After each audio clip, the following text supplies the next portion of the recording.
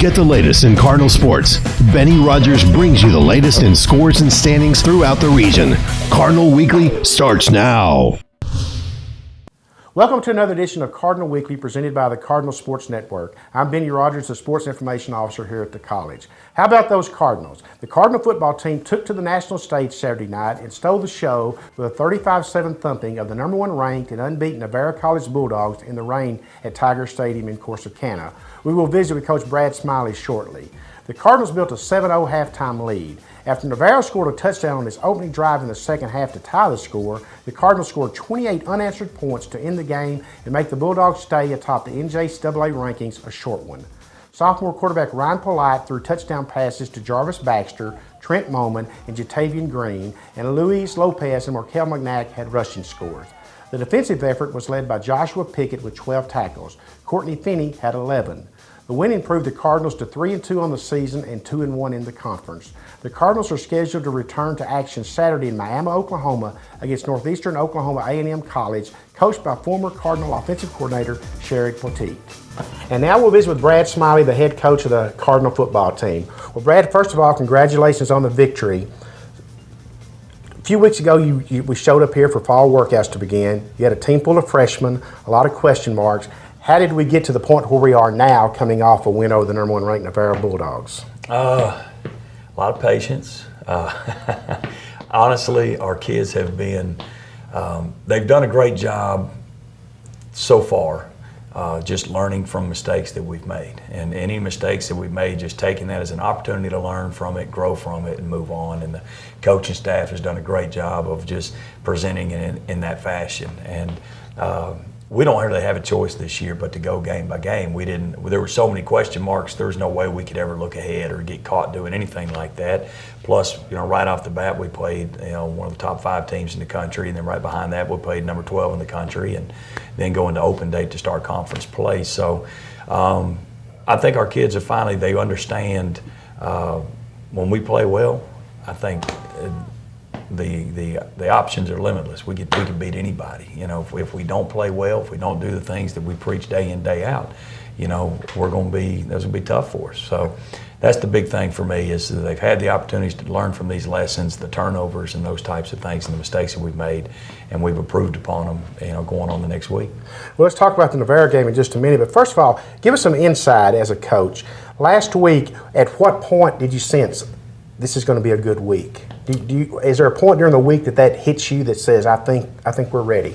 Honestly, just coming off the Cisco win and the way our kids played, the way they responded to some adversity throughout the game, the way we did a better job taking care of the football and just really executing all 3 phases.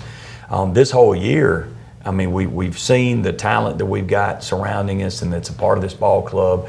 They're a great team. They're a fun bunch of guys to be around. They've been a lot of fun to work with. So you already see some of that. The unity is there and the chemistry is there. But when you cut on the film, when you're watching your next opponent, you see what challenges it presents to you for the following week. You go into practice working against those certain looks and those certain circumstances. So, honestly, I felt good all week just because of the way our kids come to work every day. They've had a great attitude. We go to work. They're listening. They're correcting mistakes that we've made. And, that's it. It's just kind of looking forward to seeing how they respond at the end of the week and how they go out there and play against the next opponent. So that's really it. I guess there was no defining factor saying, hey, we're ready. Right. It's just a matter of all the way through. I guess just the way they came to work maybe on Tuesday, Wednesday, Thursday, and that's how we know. Talk about the defensive effort against Navarro, because, you and I were both there, and any fans that were there, that entire first quarter was played in your end of the field, and they got 0 points to show for it. Exactly. I think that was the big key to me, is the way that game started out early with the conditions. I took the win right off the bat, tried to pin them deep. Didn't work because our kickoff return unit gave up a big return, and they kind of got themselves out of being buried on our back end. So the defense to stand up and really 2 4th-down stops in that quarter was unbelievable. Opportunities for they're going 4th and goal situation one time and another 4th-down situation in short.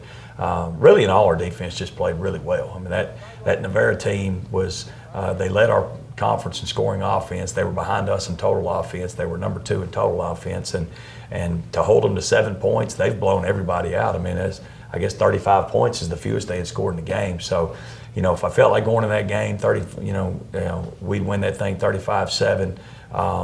It was a little bit surprising, but that they just couldn't get a few more things generated offensively because they've got a lot of playmakers. But our defensive line played extremely well. They were in the backfield all day long, and like most teams have, they've struggled to protect against our guys. So the early downs for us, as we were talking earlier, is big. If we can get them in second and long, third and long, I think that plays into our hands defensively with the athletes we have up front. On offense, it'd be real easy to talk about the playmakers that you have in abundance, and most of those kids are freshmen. But let's talk about that offensive line, because I thought the other night, I was watching them come off the field, they were wanting you to run the football. They were feeling good against that defensive front from Navarro. They were. I mean, this is our offensive players of the game were our offensive tackles. Right tackle Reggie Harris, left tackle Grant Shaw. They both played extremely well. Joel Valadares had another really good game inside at center. Joel was our player of the game a few weeks back in the Kilgore game. So, we're going to go as our offensive line goes. That's as long as we can have the opportunity to run the football, we're going to be okay, because that'll make a defense start changing some things where we can start going over the top where we had done the last few weeks. I was really proud of the offense because this is the first week that really of the year that we've had to. That the ability to go out and run the football was the big breaks in the game, and not just the passing game part of things. But we've got a lot of talent, and they're all very unselfish. A lot of team players. We've had 9 to 15 guys a game catching balls. We've got 7, 8 guys a game carrying the football and running with it, including our quarterbacks and stuff, so, and our slot receivers. So it's just been, there's just a lot of cohesiveness going on, a lot of chemistry on that side of the ball, but the glue that holds it together is your boys up front, the offensive line, and along with the 3 I mentioned, Danny Sweet at right guard, DeAndre Banks, Garrett Gunner rolls in and plays a good bit at guard and at center. Those guys have been great for us. So, but they had a great week of work in practice too. And Coach Pond does a great job with those guys. No question. I mean, Jay's been here. This is his 5th season with us, and he has done a great job bringing those guys together as a tight unit. We only have 2 sophomores on the offensive line, and we had 6 sophomores last year. All of them went off and signed scholarships. 5 of them signed Division I, and coming in, my concern was going to be these young guys up front and how they were going to come in and play and work. But, the key ingredient to everything of our success right now has been our kids are a bunch of hard workers, and they go out and have a great week of practice. It's easy to prepare a team if they're going to come with an open mind and listen and get corrections made and just listen to us. And then when they go out and do those types of things, we're going to execute. So.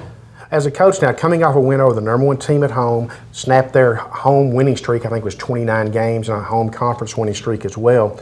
How tough is it now in a young team like you got to say, okay, guys, we got to put that behind us. We've got the rest of the season to go now. It's obviously it's a challenge. I mean, especially when you're dealing with young guys, it's real easy to start feeling like you've arrived now and it is what it is, and people are just we're going to roll the ball out there and steamroll people. But as Coach Patterson had said to the offense this week, we're still the same football team that lost a couple games we should have won early because we did not play well. And that's all we really talk about each week is I just talking to our team. If we play well, we'll win. If we play well, we'll have opportunities to win. But you can't go out and we're a physical football team, which is one thing we preach, and that's been there every week.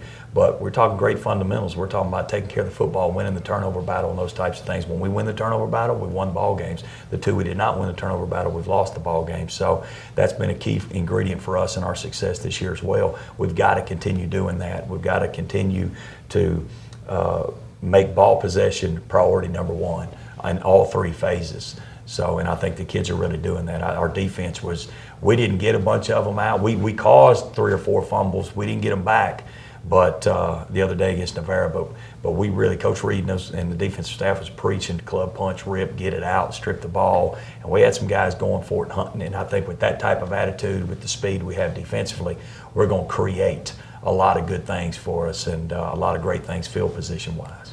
And finally this week, we have NEO. We got to go to Miami. Got to make the long trip up there for a Saturday afternoon game at 2 o'clock. Talk about NEO and then talk about what it's going to be like to go against your former offensive coordinator, Sherrod Poteet. Right. Well, I mean, NEO, obviously they were our regular season conference champions last year. Really good football team, preseason number 7 in the country. Started out with a couple of really big wins for the program, and then kind of got a little caught in doing some of the same things we have when we struggled with turnovers. They up until last week when we finally eclipsed Cisco, they were the only team that had more turnovers than us, and that's why they had lost. They've lost 2 tight ball games in conference play. Tyler last Thursday night, Blinn the week before that. Both of them were games. Both of them were, onside kicks at the end, trying to come back and score. So they've got a lot of skill and talent. Defensively, they're really fast. Their secondary solid, and they're really fast. And we've been seeing odd fronts 3 out of the last 4 weeks. We're now an even front team is what we're going to see. So, I mean, obviously we've got to kind of get back into that mode of working versus an even front and lots of movement. So, offensively, it's going to be a real big night on our offensive line and their tight ends as well. John Thomas, Nate Pickett, DeCorian Holman, they're playing really well as well, doing some good things too in the run game. Those guys, those 6 up front, it's all about courses and technique and fundamentals for them. Offensively, they got 2 quarterbacks they're using. Mitch Manley, who was here before, actually went up with Poteet, transfer from the University of Memphis. He's been starting the majority of the games this year for them. And then they got a freshman who's starting to come along. The freshman's very athletic, runs well. He's also their punter. And he's taken off and run a couple fake punts. So he's an athlete. He provides a lot of challenges for us in the kicking game. So I know one thing, just talking about Poteet. I mean, obviously it'd be great to see. It's good to see he and his family, Jamie and the kids. But it's a business trip for us. We got a game to win. I know one thing, he'll have his team ready to play. They'll be fired up, ready to go. It's a homecoming game, 2 o'clock in the afternoon. We've played nothing but 7 o'clock ball games. That is a challenge in its own right. I've got to take a bunch of freshmen on the road, put them in a hotel room, something we've never done. Again, more challenges for us to face. So should be an exciting weekend. I'm looking forward to watching our kids, go to work and come out on top. Brad, thanks for joining us this week, and we'll catch up with you as we get closer to the conference playoffs beginning. Benny, I appreciate it. You bet. Shout out to my team, man. Shout out to Coach Smiley for being a great coach. Shout out to Coach Reed for being a great defensive coordinator, man. I'm out. In volleyball last week, the Lady Cardinals had a busy week, but oh, what a week it was. On Monday, they lost a 5-setter to 6th-ranked Tyler at Cardinal Gym. Wednesday, the day the new rankings came out, they played 6th-ranked Panola and came away with a 3-1 win. Friday, they played Wharton in a non-conference and took a 3-1 win.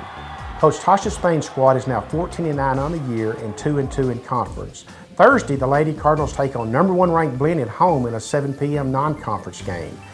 Friday, they face Brookhaven at 4 p.m., also at Cardinal Gym.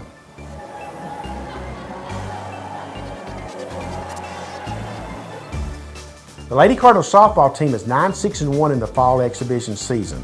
The Lady Cardinals went 4-1 in the McNeese State University tournament this past weekend, falling to LSU Eunice and posting a pair of wins over Baton Rouge and Lamar and Nicholls State.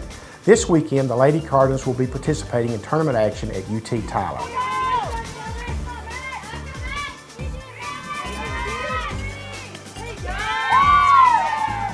And finally, a big Valley welcome to our new Public Information Officer, Jason Larson. Jason is no stranger to the college. He has reported on the college as the editor and sports editor of the Athens Daily Review. And you will probably also recognize him for his contributions on the Cardinal Sports Network on our basketball webcast. It's great to have you officially be a member of our Valley family, Jason. That's going to wrap it up for this edition of Cardinal Weekly. For the Cardinal Sports Network, this is Benny Rogers reporting.